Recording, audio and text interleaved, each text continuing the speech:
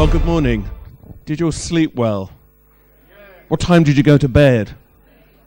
Yes. Well, thank you for being here so early. I appreciate on a Sunday morning that it's not so easy to get up and then listen to something, which may or may not be coherent. But I thought as a special treat, for those of you that did get up early this morning, I have a piece of music that I'd like to share with you.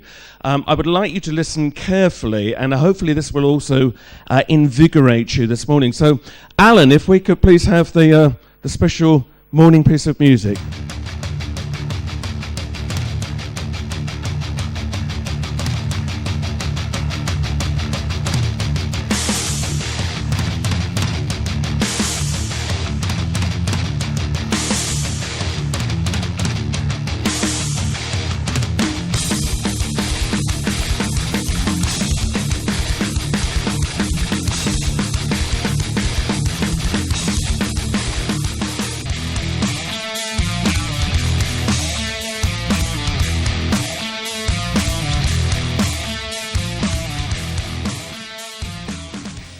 What you've just been listening to, believe it or not, was last year's best-selling album in the whole world.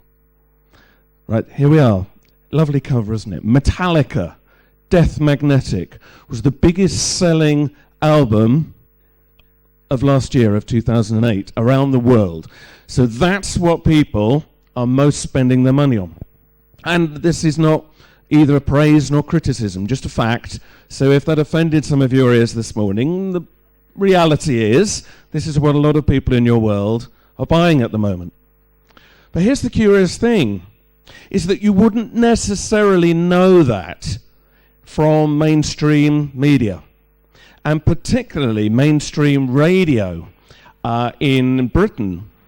You will be very, very lucky, or unlucky, to ever come across Metallica being played. You're not going to hear it on Radio 1 unless it's in some very late night slot somewhere, nor Radio 2, the big channels, but nor, in fact, most mainstream radio does not actually play the music that most people are buying. Heavy metal is the most successful music in the world. Did you know that? But you probably wouldn't know that because it's not reflected in the mainstream.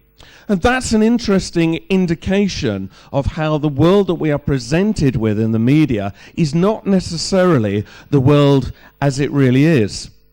And there's an interesting point to be made here. And what is most is that the media elevates to sort of high-profile music that isn't necessarily what anybody is listening to.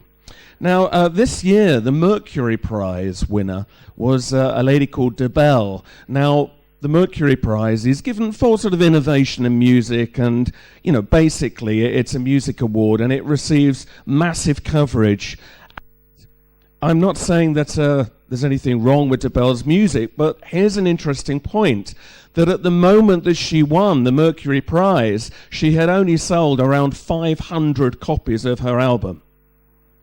Now, this is obviously quite extraordinary. Now, that doesn't mean it has no artistic merit. I'm sure it's wonderful. But that's not very many people, and yet she now has been, you know, put up there as sort of, this is what's going on. This is what we are listening to, even though we weren't until she got the award. So this is just an indicator that there's a strange divide between what people, in this case, are actually listening to and what we are told we are listening to. And there's an interesting case in point here. And just to take the music analogy just one stage further, do you remember the old prog rock bands like Genesis? I can hear people going, oh, Genesis. You didn't expect to see them on a screen this morning, did you?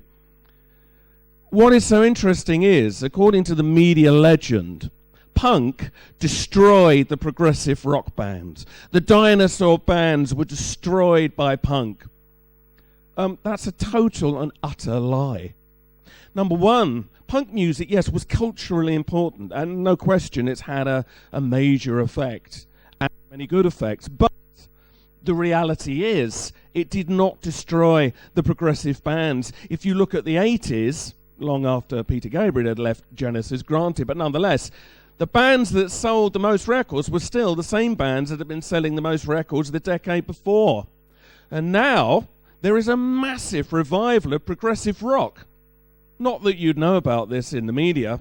And one of the biggest bands today in that whole world is Dream Theater.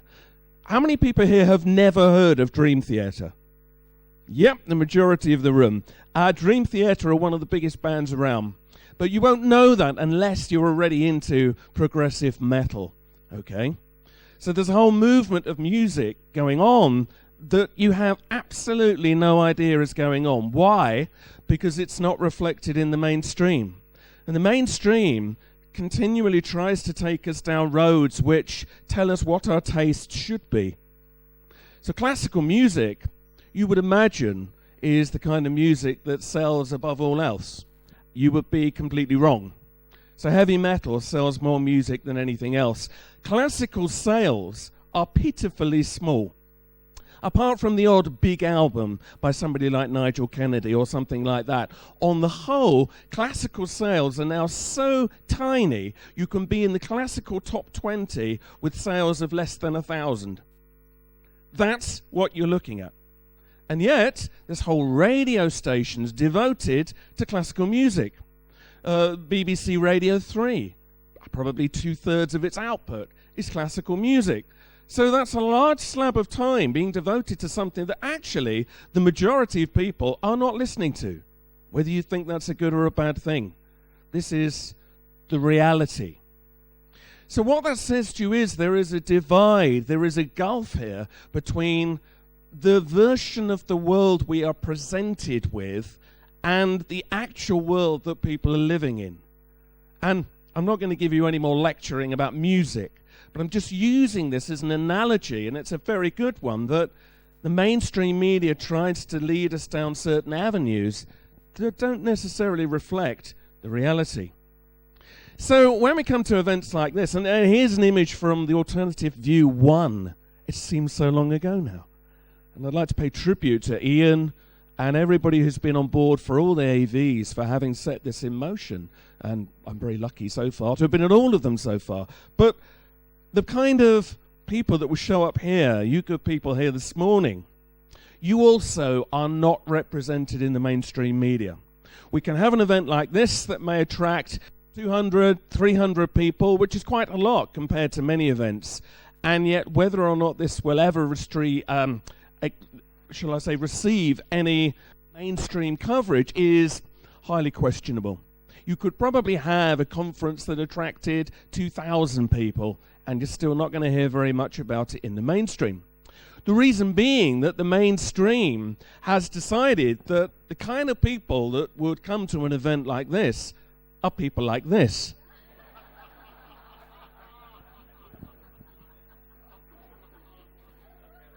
Although I haven't seen a cat here yet, but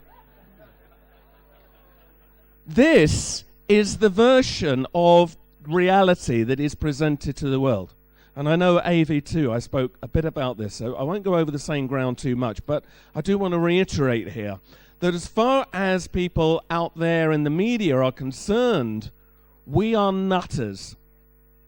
Fact. We are extremists, fanatics, people to be pushed to the fringes, people to be ignored, or people to be ridiculed. Okay? Now, I haven't yet seen anybody wearing a tinfoil hat here. They're in the rooms, aren't they? Yes, we're thinking about it. Well, maybe we need them. And, of course, the idea of the tinfoil hat is it stops you being mind-controlled, you see. This is the idea. Now, I've never met anybody that's ever worn a tinfoil hat, but apparently this is what we're all like. This is what we're told. And that term, conspiracy theorist, is used as a term of abuse.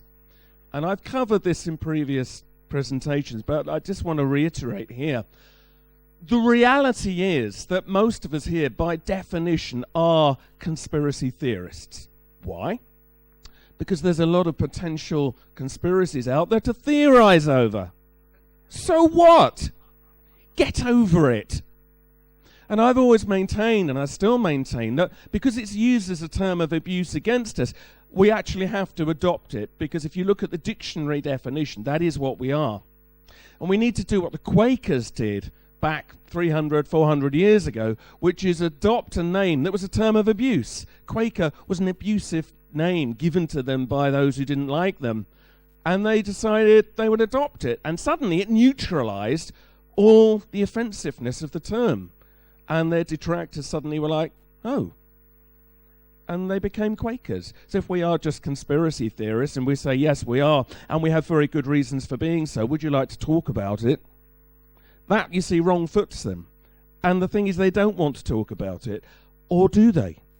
Because what I increasingly find is that we live in a world where actually people are far more open to the kind of subjects that we've had delivered already so far this weekend, far more open to it than anybody is letting on in the media. So, when you listen to the media, this kind of facial expression kind of is the impression, that sums up what we get. Especially, and I hate to say this because I am a regular listener, but especially Radio 4. Radio 4 is one of the smuggest radio stations out there. Now listen, we all have our bad moments. If I've ever been smug to anyone, I apologize now. Because the more I listen to Radio 4, I realize there is no cause for it. It's used to put down views that are considered fringe. And this does, you can't see their faces, but this is what you imagine when you hear many of the pundits, who are usually intellectuals taken from a very, very narrow band of society and used to represent all of us. And they don't. And if you don't believe me, you stick on Radio 4, okay, any time of the day, and you wait. Within half an hour, you'll pick up something like this. And there will be somebody presenting to you a version of the world that doesn't necessarily reflect the reality of the world. And we're going to talk about this as we go through, because we can take it as a given, as others have touched on already this weekend, that the media is effectively censored. Now, whether it is ordered to be so or whether it naturally becomes so is another matter, and I think there's a double-edged sword to it. Some stories plainly are held back from us very overtly, but others, I think, are held back because there is a culture of fear within the media itself, which we'll talk about as we go through. But nonetheless, it has created its own world, a world which tells us that we are misguided to be here discussing stuff like this. And it's not just intellectual pundits. Comedians are also prime offenders, particularly on the BBC. If you watch something like Mock the Week, people like us will often come up for ridicule. You can guarantee you only need to watch 1 or 2 episodes and they will put down the alternative in some way with, again, that interminable smugness that says, we know we're right. And everybody else is stupid because they're not up here having a great time like we are on television. So unfortunately, the comedians are just as bad. So there is this whole culture that is not presenting to people the world as it really is. And although we sort of know that, it's a sort of a mind control technique that is more subtle than something that requires a tinfoil hat, but it's very real nonetheless. Now, what happens in the mainstream is when you do get an alternative view or a conspiracy theory come up for public consumption, it tends to be something pushed as quite extreme. So here, of course, is Mohammed al-Fayed. And for those who don't know, obviously, his son Dodi died with Princess Diana in the car crash. And we're not going to go into Diana conspiracy here today. Suffice to say that the vast majority of the population still do not believe the verdict of the British High Court that she died simply as a result of an accident. Out of interest, how many people here still believe that Princess Diana was effectively assassinated? Hands up. The vast majority. Now, obviously, we are of a certain mindset, but you could ask that question, and I have done, to a mainstream audience, and you'll get much the same response. So in other words, we don't believe, A, what the British High Court say to us, nor B, what the media say to us. But the media gives out very, very mixed messages. Now, to some degrees, there was no way Mohammed al-Fayed's court case was ever going to succeed, because there were odd things about it. He was seen as an extremist, accusing the Prince of, or whatever, Duke of Edinburgh, as being behind the crash in some way. But he is not taken seriously. And yet he was pushed up there as a representative of us, of the alternative world. But what was interesting was, in the run-up to the verdict in the British High Courts, the newspapers, particularly the Daily Express, had an awful lot to say. And virtually every other headline was saying there was a conspiracy. Diana was unlawfully killed. Diana, why did spies visit the morgue? Diana death, another cover-up. New witnesses to Diana death. And so on. And if it's not Diana, it's Maddie. The Express has this recurring theme they like to push. But the impression that you would have got from the Daily Express coverage was that there was absolutely no doubt that the British High Court would discover a conspiracy. And inevitably, it didn't. Thus enabling all conspiracy theories to be brought down by simple association. So when it was said there was no conspiracy, all of a sudden, even the Daily Express suddenly says, "You stupid people, we never thought there was a conspiracy." See what happens? And by having built it up and then knocked it down, they've managed to bring the whole of this kind of world of legitimate questioning into disrepute. This goes on a lot. It goes on an awful lot. And this is what they always do. What some people call the straw man theories. You pick a weak theory which can be demolished, or at least in the eyes of the public, without having seen the evidence, and then you attack that, and then by association everything else is wiped away. And in fact, as some of you will have heard this story before, just a week or so after this verdict, I found myself with Marcus Allen and John Wickham on The One Show, where we did a good 2-3 hour discussion with Kelvin McKenzie talking about why people still believe in conspiracy theories. And out of all that 2-3 hours of discussion, less than 30 seconds was broadcast, where we virtually got to say our names, and that was effectively it. And then it was back to the studio where we were condescendingly dismissed. So this is the problem, is getting a voice for the kind of stuff that we're discussing here this weekend in the mainstream is extremely difficult indeed. And there are more, well, depending on what you call serious, but there are more serious issues that are equally dismissed in the media and very condescendingly dealt with.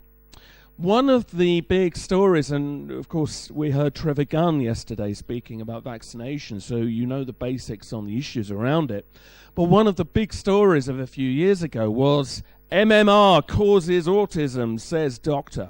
And Andrew Wakefield came up with this theory that MMR was contributing to conditions of autism. Now, many people still believe that that is the case.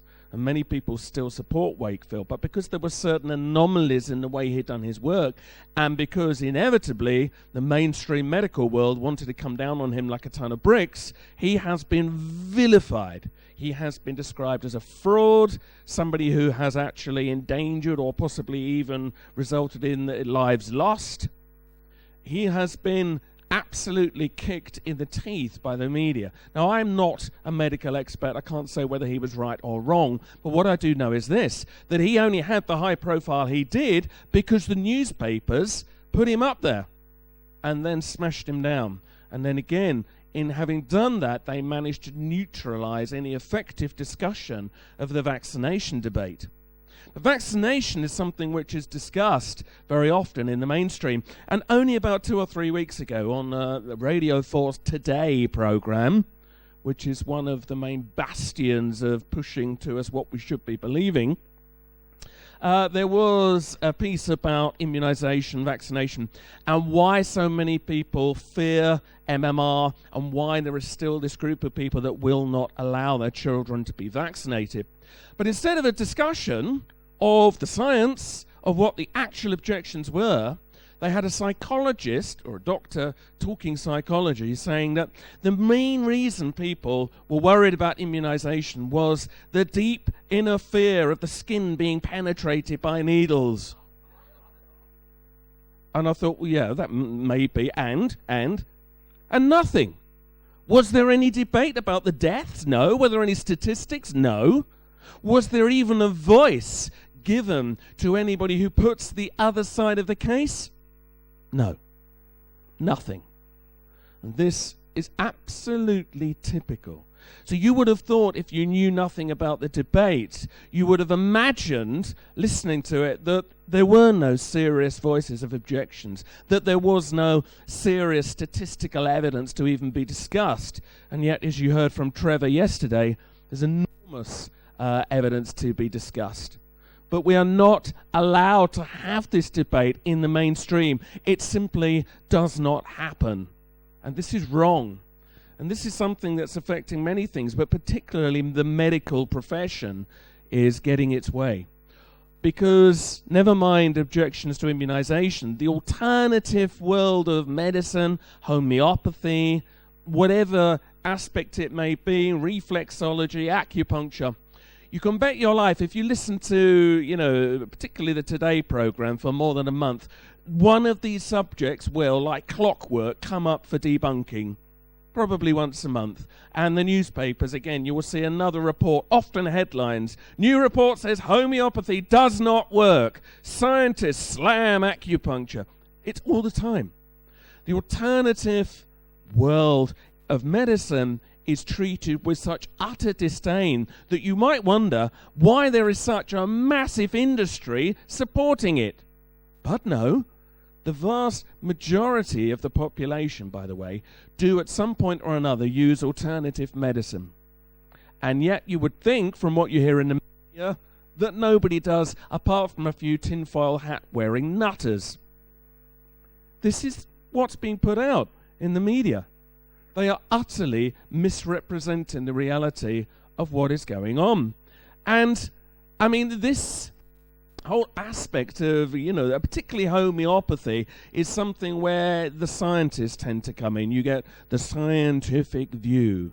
Now, listen, homeopathy is a tricky thing to prove as to how it works. But, nonetheless, the results seem to say there is something behind it. But are we allowed to hear about it? No. And this is when you come to worry about things like the Codex Alimentarius, which has, I don't believe, been discussed so far this weekend, but many of you will know that Alternative View has covered this in some detail before, and Ian Crane has done a lot of fabulous work in trying to draw attention to this. And for anybody who's new to the Codex Alimentarius, it's effectively a food safety body of the World Health Organization. And they are attempting to bring in legislation at the moment that will massively restrict the availability of things like high-dose vitamins, natural health supplements, the kinds of things that we take for granted that we can currently buy in health food shops are simply not going to be there, or at least not in the same way, within 2 or 3 years. If these rules are implemented, they could come into full force by 2013. And not only does it restrict the sale of these things because they could be dangerous, it will also allow in more pesticides. It will allow more GM food, which we heard about yesterday from May 1. In other words, what it does is absolutely tip the balance of our healthcare towards the major pharmaceutical industries, whilst at the same time trying to destroy any alternative options. Or what alternative options there will become controlled by the big pharmaceutical companies.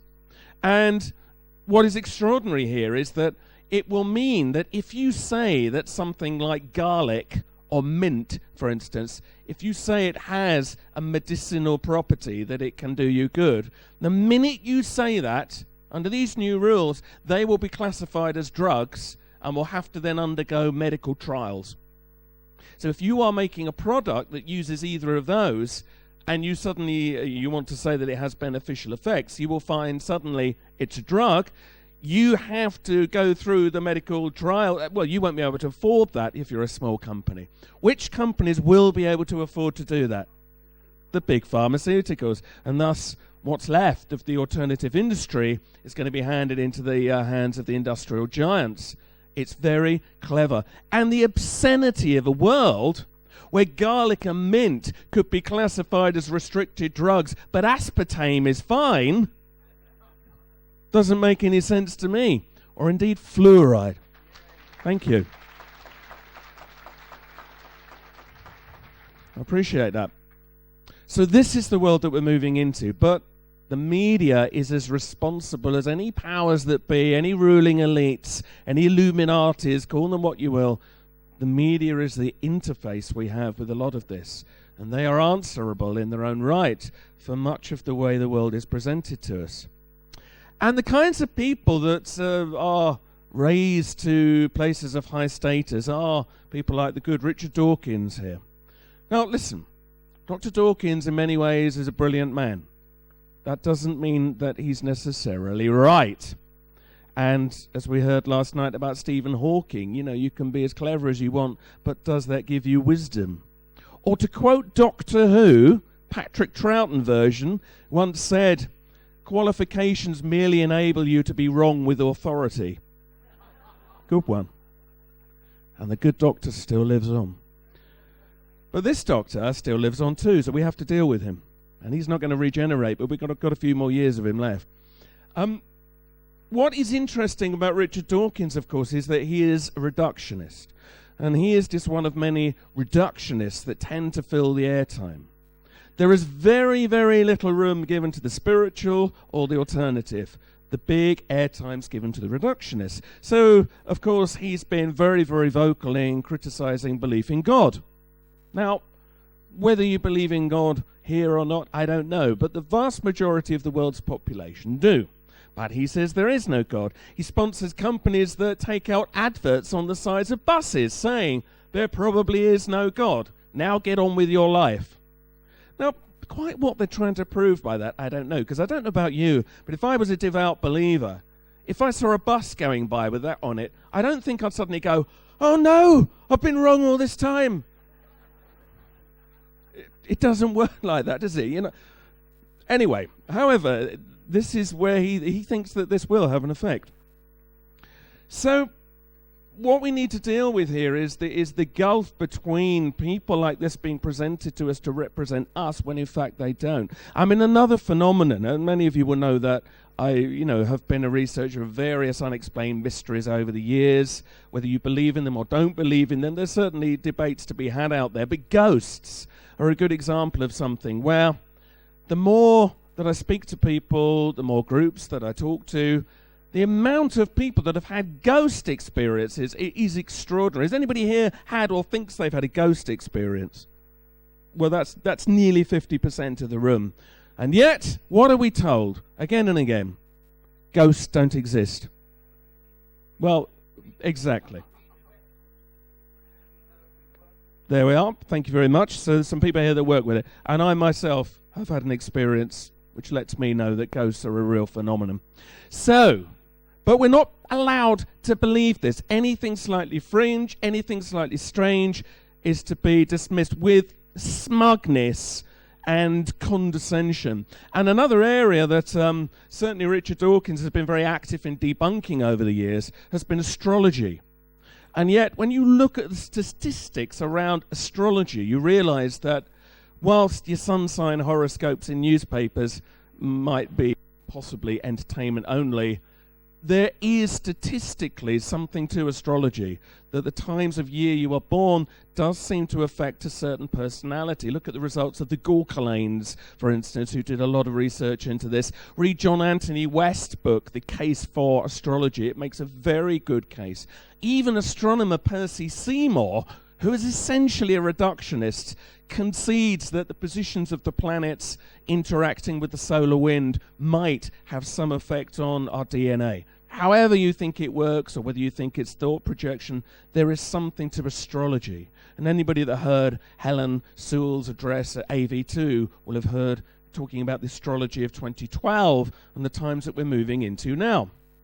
But Dawkins has been very, very vocal in criticizing it. There was a television program where they decided to show how astrology didn't work by going out onto the streets and interviewing people for about half an hour and trying to see if they could get any meaningful statistics from that. Well, funnily enough, they didn't.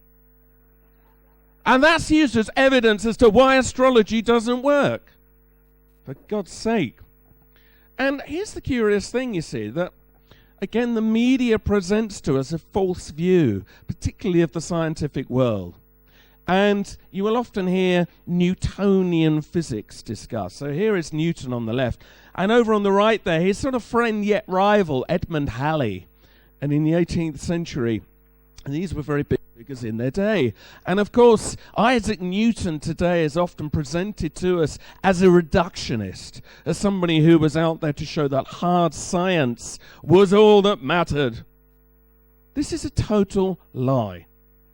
For instance, one of Isaac Newton's mainstream interests was astrology.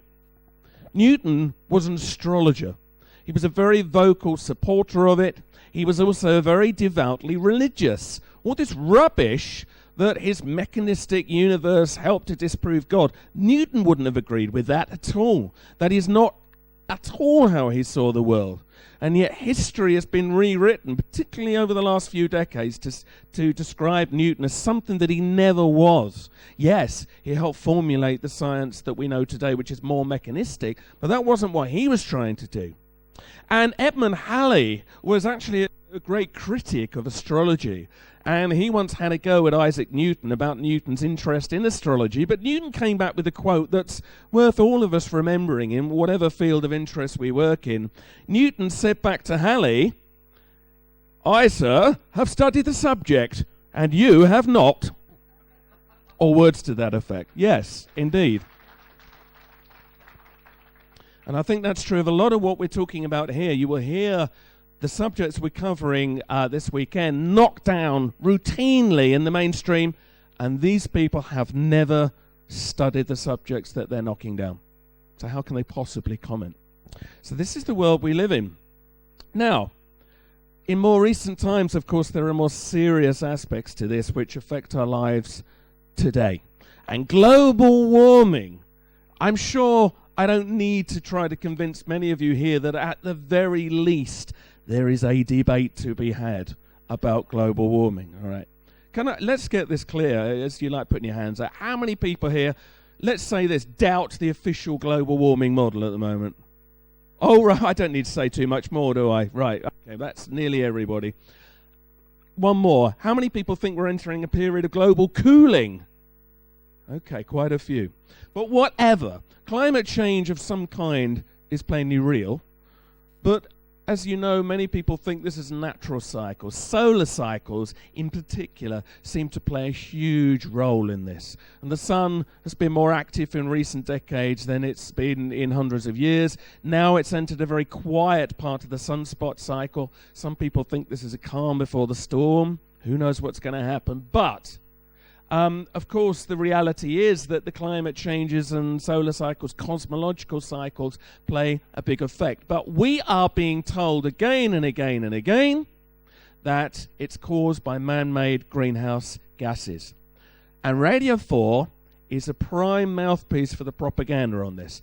I guarantee you, if you put on Radio 4 even 4 or 5 times a week and leave it on for 15-20 minutes, within those 15-20 minutes you will have heard something to do with man-made global warming. It really is. It's global warming, climate change, global warming, war on terror. It's frightening and it's mind control, and yet it's not working. I don't know if anybody saw when they were getting up yesterday morning the breakfast news. BBC Breakfast News, they showed the headlines on one of the papers yesterday. 60%, I don't know whose poll this is, but 60% of the British population do not believe that man is influencing climate change. 60%! That's the majority, not just the kind of people that will be here, but the majority of the British population do not believe this, despite all the emotive pictures of the earth on fire and all of this, okay? And do you know what the response was of Simon Fanshawe, who was that day's pundit, right? This is Simon Fanshawe's response to that. He said, well, we live in a global village, so it's inevitable you will get global village idiots. Simon Fanshawe has just described 60% of the world's, Britain's population as idiots. And we sit still for this? We're paying for this abuse. This is the BBC. We're paying for a license fee to be abused by condescending, smug, arrogant people telling us that we're not entitled to a view. How dare they? Thank you.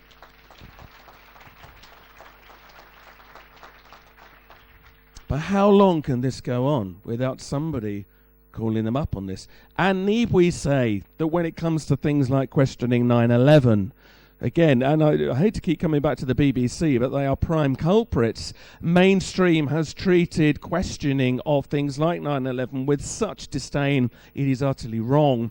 And The Conspiracy Files, of course, is a TV program which has been on for the last couple of years, investigating various things like 9/11, 7/7, David Kelly. Most of the programs have been such outrageous twists of the actual debate that it is effectively mainstream propaganda that is pro-establishment. They omit major parts of the debate, particularly the 9/11 program. They did two, one about overall 9/11, then one about Building 7, and they omitted key pieces of evidence. They didn't produce the best bits of evidence as to why we shouldn't believe the official story, and they were condescending and utterly dismissive and very manipulative. And one thing I heard recently, and I can't confirm this, but one of the guys in the 9/11 truth world is saying that if you stop the program, if you put the program on a computer and you stop the 9/11 Conspiracy Files program, just before one of the main pundits speaks, he says, and I can't confirm this, but more is going to be heard, there are 8 frames of a photo of the back end of a horse, which are clicked in very quickly before one of the truthers comes on. Now, in America, particularly, a horse's arse is a big insult. And he's saying, and he reckons he's going to be able to prove this, they have put flash frames in of a horse's arse just before the truther speaks. Now, that's a mind control technique. So that you don't know it, but your brain's thinking, oh yeah, this bloke's a bit of a horse's arse, isn't he? So never mind some of the more basic manipulation. They're actually going into kind of brainwash techniques.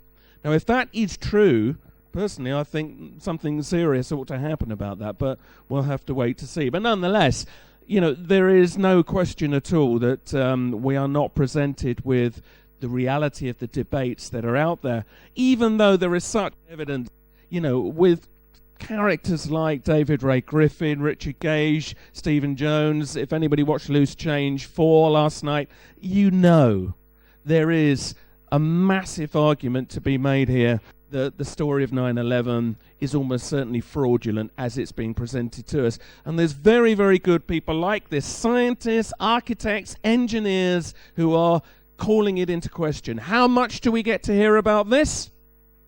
Almost nothing. Or it'll be on the Conspiracy Files when it will then be knocked down. This is very wrong. And these people are not wearing tinfoil hats. So the BBC, who we keep coming back to, are a prime source of what seems to be a manipulation, or at the very least, very selective editing coming about through some process that we don't entirely understand.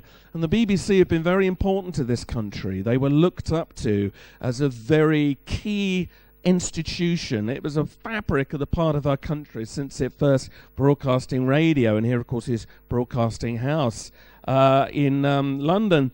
And Simon Morris did this excellent piece of artwork for the AV brochure, which is really rather good. So you've got Broadcasting House putting out propaganda, lies, warped views, and these policemen around the bottom, with media police on them, which that really is how it is, that not only are they being selective with what they broadcast, but it is almost as if they are trying to literally hit us round the head to believe. You will believe in global warming. You won't believe there's anything wrong with MMR. You know, it is. It's the truncheon approach. So this actually was rather apt. And yet, what they don't seem to be realizing is it's not actually working. And I don't know if that's dawned on them or not yet. And if it does dawn on them, I don't know if that's a good or a bad thing. Will they up the manipulation, or will there be some bizarre strategy B? But one thing is clear, that we are not being presented with an accurate view of the world. This is one of the biggest problems that we now have. The television license. Sorry it's a bit blurry, but I'm sure you've all seen one. One of the problems that we have, never mind any elite manipulation, which may well be going on, but outside of that, one of the biggest problems the BBC has today is fear of losing the license fee. And of course, as you heard from Norman Baker yesterday, this came about very much through the David Kelly affair. Dr. David Kelly, as you all know, was a key weapons inspector, very respected. But once he spoke to Andrew Gilligan of the BBC, again, the Today programme, and once it came out that he had said there really are no weapons of mass destruction, the Blair administration vilified Kelly, describing him as a Walter Mitty-like fantasist. I mean, how atrociously rude could you be to somebody who'd been one of your top men only a week before? And then, of course, they leaked Dr. Kelly's name out there, and you know the rest. Found dead in the woods just a few weeks later. And in fact, one thing that Norman didn't mention yesterday, but that is in his book that I think is important, is that Dr. David Kelly, don't forget, had said to a friend only a few weeks before, if things carry on like this, I'm going to be found dead in the woods. So he knew that somebody was going to be out for his blood, and he was talking about suicide when he said that. But as Norman identified yesterday, that moment where Greg Dyke, the Director General of the BBC, had to resign, and then his second-in-command had to make this toadying apology to the government, that they were so sorry what they'd said about the weapons of mass destruction, was the end of the BBC as we knew it. That was a fatal moment. As soon as the BBC kowtowed to the government like that, largely because they're in fear of having the license fee taken away, that was the end of the free public service broadcasting that we'd had up to that point. And what we've had in the years since from the BBC is basically it's become the mouthpiece of the government. They are so easily manipulated now because they are desperate not to be forced to become a commercial channel. And I've always, in years past, been a supporter of the license fee because I think we need an independent broadcasting station that is not connected to commercial concerns. But it's now gone wrong. It's got so twisted that what's happened is, because they're hanging on to the license system, that the BBC's now just simply become the best friend of the government. And that's not how it should have been. So this now needs to be addressed with some new system altogether. And yet, the BBC, that will not give any coverage to the fringe views, is quite happy to give lots of coverage to a racist. Now, the whole Nick Griffin question time debate has really brought up a lot of issues. And basically, the BBC has been the best advert for the BNP that anybody could possibly have had. Because not only did you have the broadcast itself, but you had weeks of build-up of debate about whether or not it should go ahead, which, of course, raised the profile of the BNP massively. Now, the BBC kept saying, oh, no, they're democratically elected, and we must give coverage to all fairly. Yeah, like they do for 9/11 truthers, like they do for vaccination questioners, etc. But this was their reasoning. And, of course, as the program went out, this then caused even more trouble. Why? Because Nick Griffin, who I have no time for remotely, but he was right in one respect. He said that the program was a setup.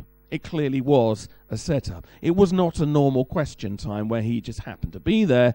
The whole program was gauged around people vilifying the BNP. However, rightly, it was not what it was advertised to be. So he now legitimately is questioning and trying to sue, I believe, the BBC for having set him up. Well, what effect did this have? This had two effects. On one level, it has generated, and all the polls show this, sympathy towards the BNP because they feel that the BNP were badly treated. That's one side of what it's done. The other side of what it's done is galvanized huge protests. Here are some of the protests outside of the BBC building. It's polarised people. And this debate, by the way, hasn't gone away since Question Time. I don't know if anybody saw the by-election coverage of just 2 or 3 nights ago, where Michael Martin, the Common Speaker, had, of course, resigned, so they needed a by-election up there in Scotland. In the coverage that I watched late at night, I think the first 2 hours of the debate were dominated by discussion of the BNP, because the BNP had a member up for election there. So much of that discussion was around what will happen if the BNP get lots of votes. On and on and on it went. Finally, the results are announced. They didn't get many votes at all. They lost their deposit. It was nothing. And then it was like, all right, well, on to something else now. But in that time, can you see what's going on? They're a debate. They're pushing further and further a polarity. They're creating a polarity. And I believe actually trying, it seems to me, to create racial divides. Divide and rule, indeed. Now, there's so many debates to be had around this. We can't go into this today, but I just want to say this, that I am not in any way a supporter of the BNP, but at the same time, I find it uncomfortable to see supposedly anti-fascist protesters protesting against free speech. I don't know how we square this. Bearing in mind that Noam Chomsky, even he has gone on record as defending Holocaust deniers, even though he is Jewish, not because he agrees with them, but because he says everybody should be able to voice their feelings, or it goes underground and resurfaces as fanaticism. There is a difficulty here that I don't immediately see the solution to, but I will just say this, that the other thing that's been picked up on massively on the BBC by the Nick Griffin coverage is, have you noticed how often he's been described as a conspiracy theorist? And have you noticed, of course, how, because he has been a Holocaust revisionist in his time, that they have managed to associate Holocaust denial with conspiracy theory again. This is going on now a lot. And it's being used to close down debate. It's being used to effectively say that if you are a conspiracy theorist, you are anti-Semitic. It's an old trick, but it's one that's really cranking up in the mainstream now. And David Aronovich's book, Voodoo Histories, which came out earlier this year, which effectively debunks all conspiracy theories, or believes it does, it doesn't. The worst thing of all that says is that all conspiracy theory is essentially far-right, anti-Semitic. And it is not. Yes, there are some people concerned about Zionist agendas, but we need to be very careful in our language that if somebody says the word Zionist, that it's clearly not the same as Jewish. Because in the mainstream, this is what they are seeing. And when they hear people talking about Zionism, they hear Judaism. We have to be ever so careful, because one thing that they're trying to do is shut down legitimate 9/11 by saying that we're anti-Semites, and we're not, for the most part, I truly believe. And all of this is basically contributing to an atmosphere of civil unrest. The BBC in particular seems to be keen on creating civil unrest, it would seem to me. Notice in the banking crisis that when what was the Royal Bank of Scotland's guy? His name's gone out of my head now, but you know. Sorry? Yeah, Goodwin, thank you, yes. When Goodwin's was, sort of getting these massive bonuses despite all, and you know the story, and then some people attacked his house, they virtually showed his house with almost the address on the telly, and saying, these people have attacked Fred Goodwin's house, and it's in this town. Here's a picture of the road. And it really felt like they were fomenting unrest. And for those who saw Helen's talk about astrology at AV2, just astrologically, we're going to enter a period now of great polarity and civil unrest. Whether or not there's anything to ancient prophecies or any of that around 2012, the fact is we are now in for some difficult times. But the BBC, in stirring up all this stuff with the BNP, etc., definitely is, I believe, trying to encourage it. Is this deliberate? Because, of course, lots of people think that there is a ploy to cause civil unrest, because when there's civil unrest, you can justify all the draconian control policies that you ever wanted to put into place. And that's why we need to be very, very careful how we respond to what we think is going on at the moment. Because if we all took to the streets in any way that could be perceived as violent or in any way disruptive, they would use that to justify exactly what they're trying to put into place now. And if there's going to be a revolution, it's going to have to be philosophical, I believe, rather than using any kind of physical violence, because they love physical violence. This is from the G20 riots, and the journalists effectively allowed this moment to occur. Some have even said they basically put somebody up to smash the bank windows in London. They certainly stood back and let it happen. And of course, this is sending out a double message. They were saying, "Oh, how disgraceful," but really it's saying, "Hey, go for it, lads." Now, what's going on here? You know, is this somebody in the BBC secretly just wanting to get back at the government, or is it this program of trying to cause unrest? There is a paradox here. And yet also what it's doing is it's focusing people on fanatics. This all stopped, by the way, when the guy got pushed over by the policeman and died. And suddenly it changed the whole debate. I don't think that was planned. I don't think that that was part of what they expected. And I don't think things always go the way of the New World Order, call it what you will. Sometimes mistakes are made, and I think that was a mistake. But they're constantly trying to say, these are the people that are going to be out there causing the trouble. These are the people we need to be concerned about. Actually, do you want to know who the most dangerous, volatile people in Britain are today? And I'm perfectly serious. Let me introduce you to who the most dangerous people in Britain are today. Normal, middle class, generally elderly people. They are on our side. Trust me. I give a lot of lectures about all sorts of things to WI, Women's Institute, Rotary clubs, Probus clubs, horticultural societies. Basically anyone that will have me, I'll turn up if you ask me. Thank you. And I can tell you for a fact that these people are very unhappy with the state of what's going on in this country, to the point where I have had chats with little old ladies saying, "We need a rebellion in this country." But whilst we're laughing, they mean it.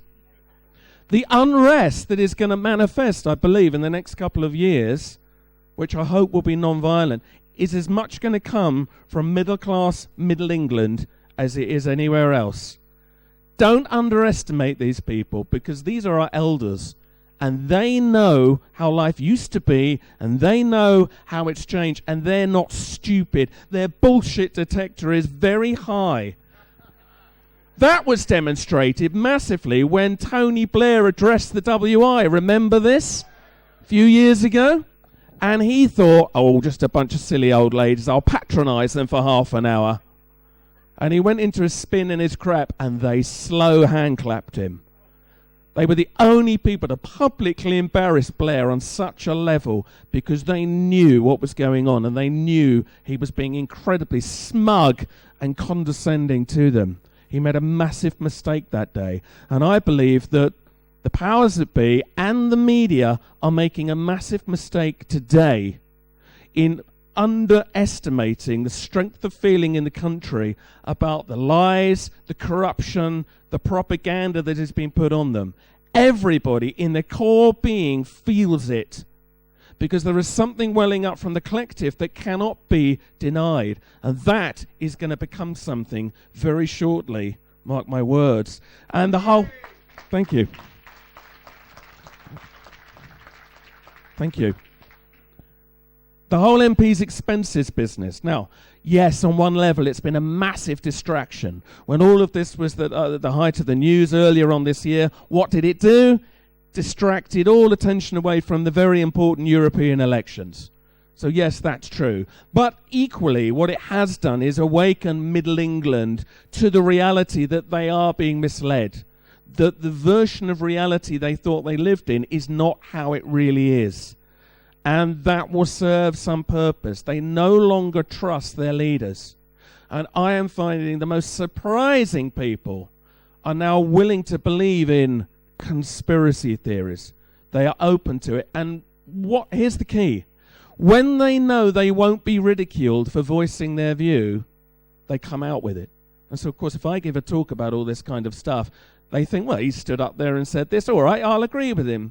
And they're nodding heads when you talk about 9/11 or corruption, or you would be amazed how many people agree out there. But we don't hear about it in the mainstream. We don't even have a government that was elected by the mainstream. The current government was elected by less people than regularly vote each week for the X Factor. True. That's the world we're now living in. So we don't even have a representative government of the population because most people have lost faith in the voting system. Personally, I think that's deliberate. I think it suits some people for us to lose faith. We lose interest, we let them get on with it, and of course, then we keep the eye off the ball and they think, great, we'll do what we want. Nobody cares, and we need to be careful of that. I've always maintained we should vote, even if you go and spoil your ballot paper or vote for the monster raving loony party. But let them know that you do care how your country is governed. And yet, despite all of this, does the media reflect this? No. So we have journalists like David Aronovich saying conspiracy theory isn't real and that it's anti-Semitic. We have people like Polly Toynbee, who criticizes conspiracy theory. She's been very vocal against 9/11 truthers. I once spoke at, I got up at one of her lectures and quizzed her about 9/11 at the end. And when it came to the crunch, she's very fiery in her writing. She didn't want a debate. She was very kind of sweet and said, oh, well, I'm sure there's discussion to be had. She didn't want to go there when actually confronted. And sad to say, Mr. Smug himself, George Monbiot. George Monbiot's done a lot of good in the past, and it pains me to say that his comments about the 9/11 truth movement are nothing short of scandalous. He wrote 2 pieces in, I believe it was The Guardian, basically describing us as, well, if I can show you a bit of the quote, we are morons, prey to an epidemic of gibberish. How dare George Monbiot describe people who have care about something massive that happened in our world as morons? Why do we let these people talk down to us and do not hold them to account? Yes, there were lots of things posted up on the Guardian website as a result, but still they carry on. These people are presented to us as representing all of us, and they do not. And what they are doing is presenting a false version of the world. And can it be said here now, as soon as you have to start to resort to abusive language or abusive behavior, you have lost the argument.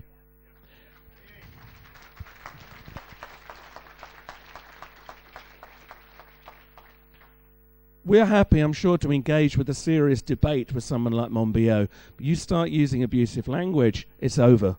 There is no further serious debate you can have with these people.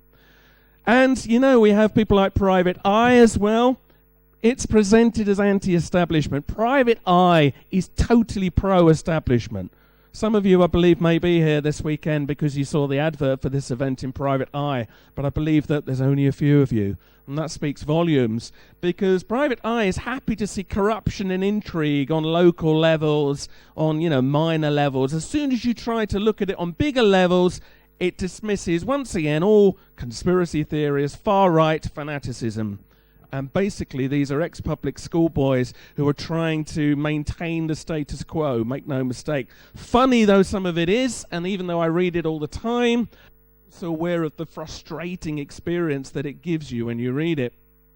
But there is light at the end of the tunnel, because I want to close with some basically hopeful encouragement here. And there are chinks in the armor, okay? There are chinks in the armor. There have been some programs that have challenged convention. The BBC dared to put this out. They would never have done post all the David Kelly stuff, but the Power of Nightmares questioned the whole reality of what the whole Al-Qaeda thing was. And it basically said, we've invented Al-Qaeda. You know, whatever that now is, that organization, it's played up to an image we've created for it. And it was a very brave piece of television. Adam Curtis, the director, also went on to make a very good program called The Trap, which said how we've all been treated as statistics over the years, which has led to the world we live in. He's not a conspiracy theorist, but we should give credit where credit is due. But there's not many programs out there like this now, but we need to encourage them to be so. But if we can't get this kind of stuff on mainstream TV, we do at the moment have some chinks, and I'm not being sponsored to say this, but many of you will know about Age Media TV. Age Media, Sky Channel 200, is a small channel, but it's broadcasting all of the kind of stuff that we are talking about. They actually were with us at AV3 and filmed it. This is a channel on Sky broadcasting exactly what we're talking about here.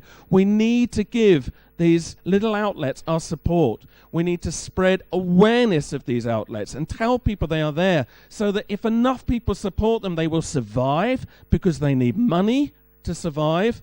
And the more awareness there is, the more this becomes the mainstream. The mainstream won't become what we want it to be. We have to create our own. And of course, in the world of publications, there are things like Nexus. Nexus magazine, which go and see the stall in the stores room, has been at the forefront of this stuff for years. It's been a bastion of sanity. There is stuff out there. Tell people about it. Encourage them to read it. And yet, if I go into my W.H. Smith in Lewes, in Sussex, where I live, Nexus is always in the one bit of the magazine stand behind the big pillar by the door where you have to literally physically reach around the back of the pillar to see what's there. I'm not saying it's a conspiracy, but if that happens in your shop, go and ask them to put it out on the front. You know what I mean? Tell people about it. We do have resources which could make a massive difference. But most of all, we do need to call to account those who are telling us that this is how the world is. Our pundits, they will tell you how things are. Listen to them. They are wise. No, they're not. They might be very intelligent, but as we heard, wisdom and intelligence are not necessarily the same things. The version of the world we are being presented with in the media today is a facade. It isn't real. It doesn't represent what most people are now thinking. Bear this in mind. Most of all, be on smug alert. Thank you to South Park yet again. And we need this in two ways. We need to listen out for when you're being patronized, when there's smugness on the TV or on the radio and it's condescending. We also need to be sure that we don't get smug either, because we can sometimes get a little bit in our ivory towers, the conspiracy world. Well, we know what's going on. We don't need to be proactive. Well, no, we do. And we also need to be credible. And I've always maintained before, we mustn't behave like fanatics. If you want to be treated credibly, keep your cool, be sensible, be rational, be reasonable. Because I have found that when you do that, people will be prepared to listen. Or at the least, they will be prepared to have a debate. The minute they sense extremism or you're just sounding off without any evidence, that takes you into the world of smug and that closes them down.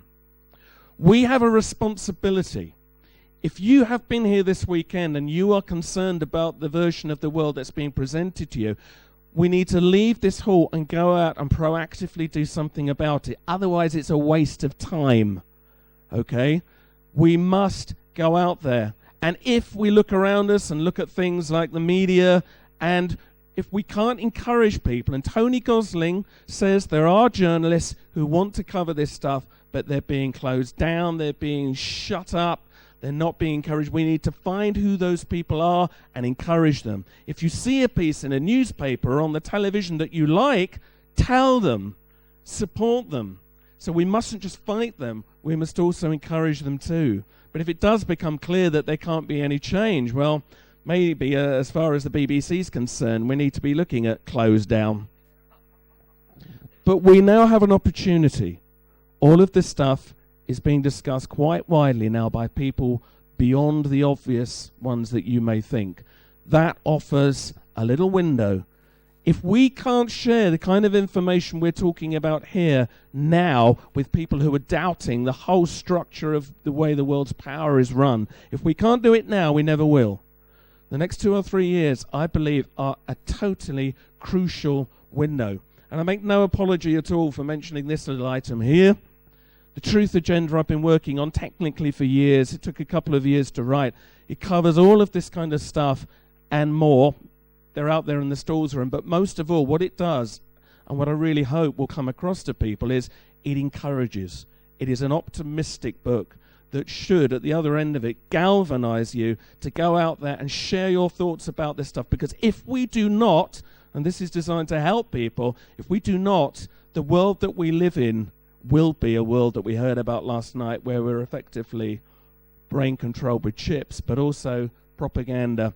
And most of all, can you bear any more smugness? Because I can't. Ladies and gentlemen, thank you for listening. Thank you. Thank you very much. Thank you. Thank you very much.